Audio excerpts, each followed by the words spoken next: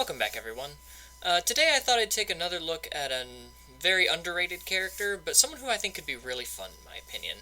And that's going to be Snipe, one of the Class 1A teachers. He was originally in the Plus Ultra kits for Set 2, which is why he has the red UA symbol, and I don't remember seeing him really do much of a lot in terms of topping. He seems to be more of like a locals fan favorite. And I thought I'd dive into him. I've played him before at my locals, and I thought it'd be fun to kind of revamp him with some of the stuff that's come out since then. So, starting off, Snipe is a 7 hand size, 20 health character with Air, Chaos, and Death as his symbols. He has 3 abilities. First, a response that says after your rival's combat phase begins, ready 1 foundation. So this can ready any foundation, any one of your foundations, face up, face down, regardless of difficulty, it doesn't matter. So this could be really good if you have to commit out, or if you have a way to just ready up a foundation that could then later ready another foundation. It's really fun. And then enhance your attack, discard the top card of your rival's deck. If the discarded card was an attack, your rival loses 2 health. And then his other enhance says if your ranged attack is completely blocked, your rival loses 1 health. Both of these abilities are able to kill your opponent. There is no qualifier saying this cannot reduce your rival below 1 health, so even your opponent is basically on a timer.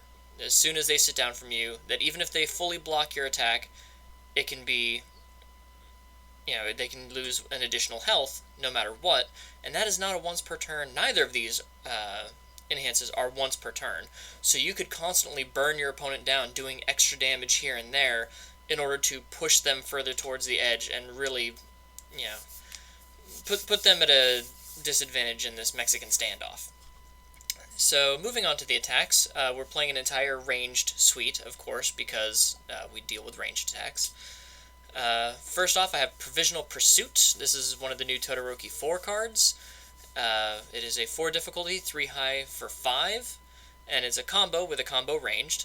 Combo enhance, draw 1 card, seal 1 rival foundation.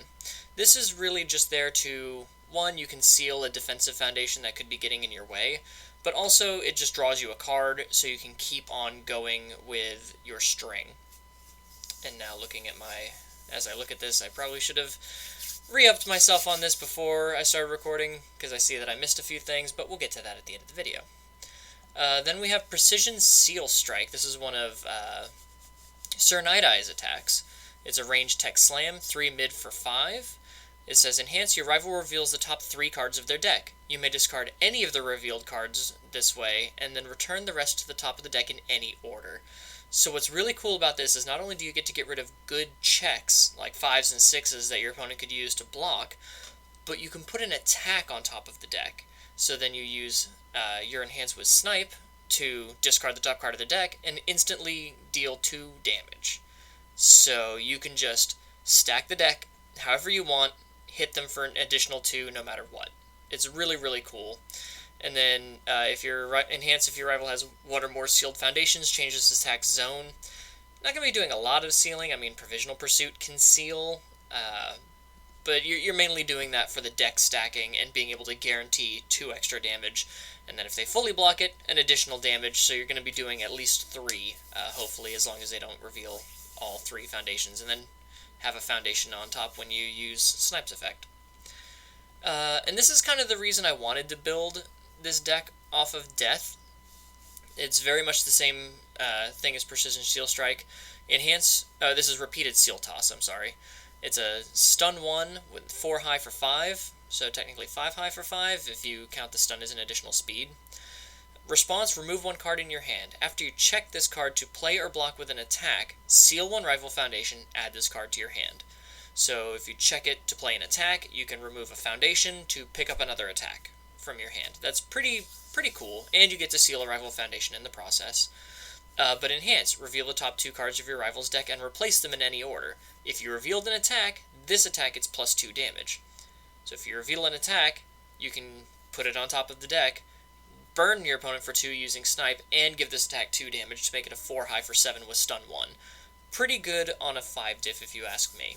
And I think the ability to just pick this up as you check it, if you check it to play or block with an attack, is an additional little boost there. It helps, I mean, you're a 7-hander anyway, but it's just another way to get another attack into your hand.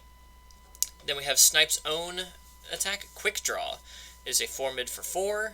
With Enhance, add 1 card from your rival's discard pile to the top of their deck. Just put an attack on top.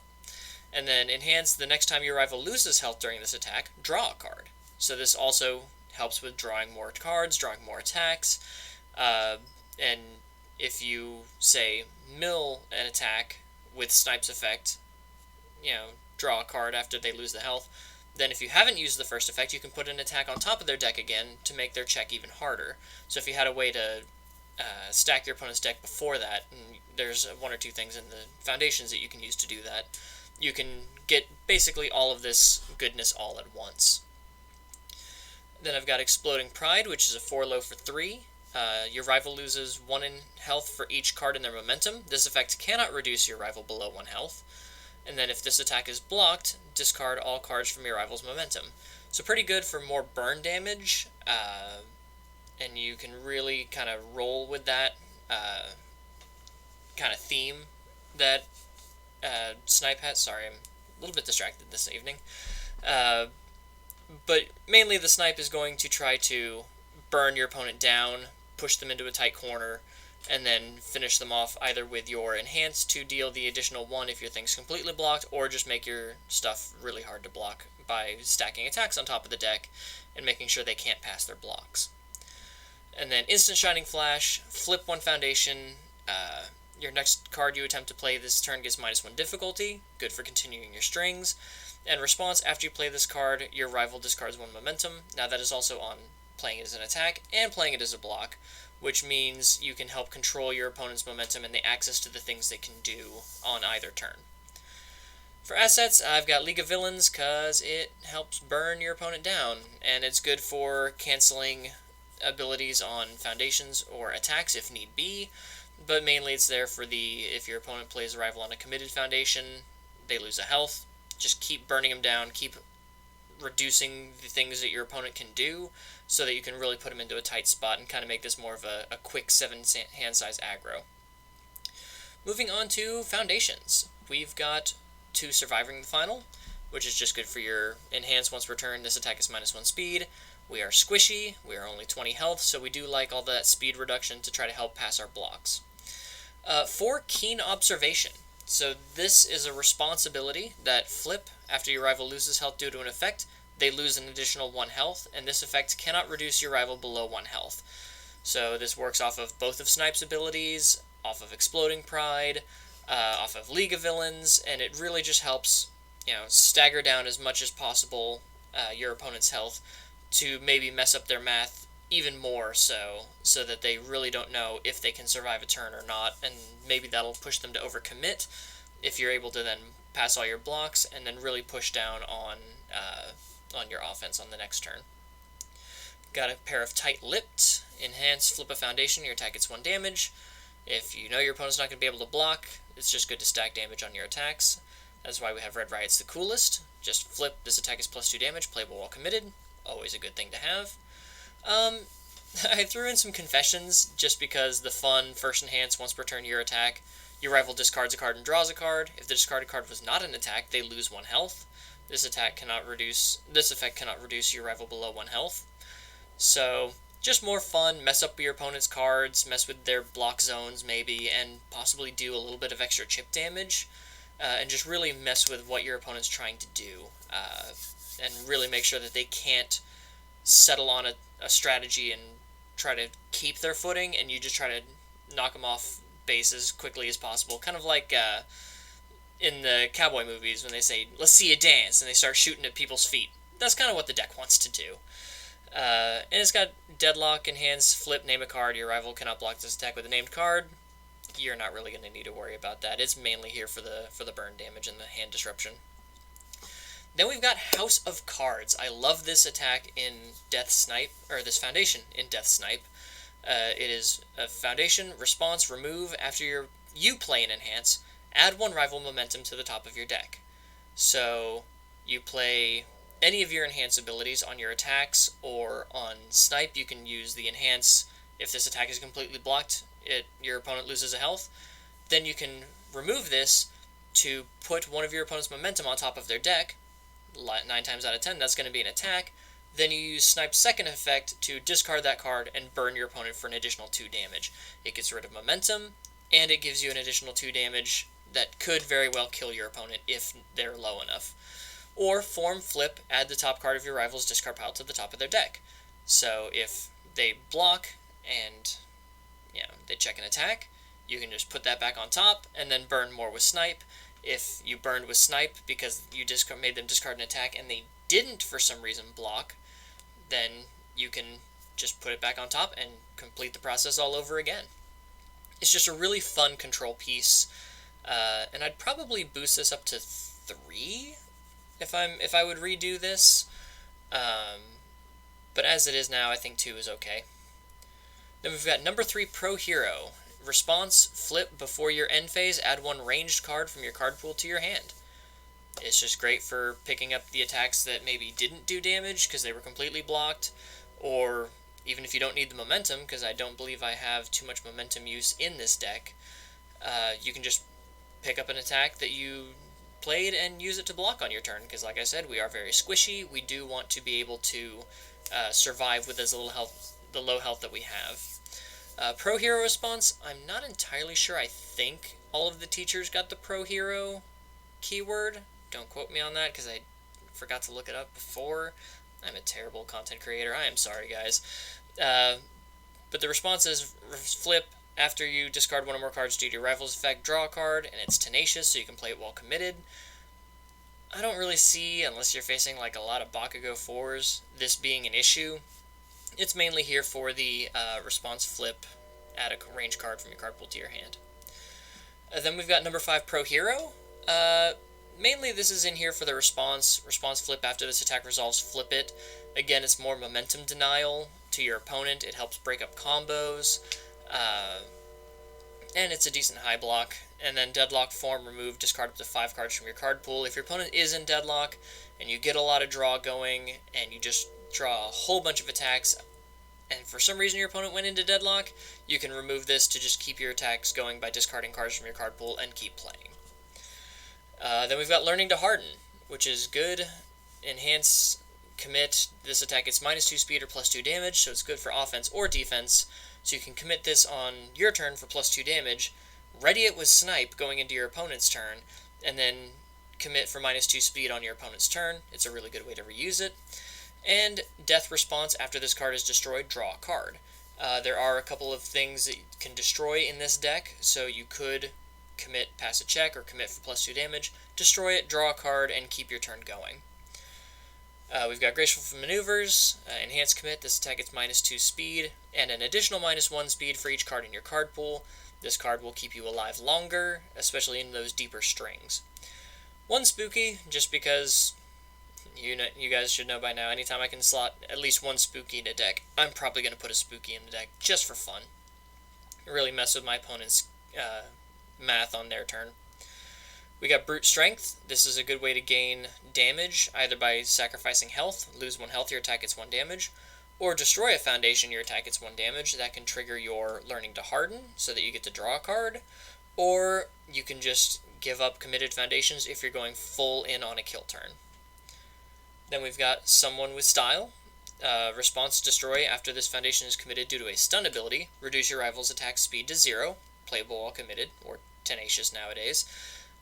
Great piece of anti-stun, which I know they're printing a lot of anti-stun stuff, but on the death symbol, I think this is a really good piece, because again, we have very low starting health, so dropping an opponent's speed to 0 is a really good ability. And then once per turn, destroy 1 foundation, ready this foundation, playable while committed, as an enhance. So you could destroy a Learning to Harden to draw a card and ready a foundation. That's pretty good. And that way you can keep your strings going. We've got Weapon of Choice. This is from the Toga starter deck. The only Toga starter deck. Enhance, commit. If your rival has lost health this turn, draw 1 card. your rival's going to lose health every turn, no matter what. Because as long as they completely block a ranged attack, as long as you've used your enhance, they're going to lose health. So then on the next turn, you can commit this to draw a card. And then Tenacious, discard 1 momentum. This weapon attack gets 3 damage. I think... we have Quick Draw, which is a weapon. And then we have Instant Shining Flash, which is a weapon. You're likely not going to be using that ability much, but it's just the ability to ready it to... or to commit it to draw a card, to keep your strings going. And then we have Defying Fate. After you... response... Enhance, commit. I'm so sorry, guys. Enhance, commit. This attack gets -2 speed. And then response, after you lose health due to a rival effect, add this card to your momentum. It's mainly here for the enhance. Again, speed reduction is really good when you have really low health, so that you can guarantee try to make those blocks as needed. And a card I wish I'd put in here that I wish I'd remembered was the Toga 3 diff. We're going to go and look at it real quick. We're going to do this live. Blood Evaluation. Once per turn, after this foundation is ready due to an effect, draw a card. Really good, because you can ready it with your own character.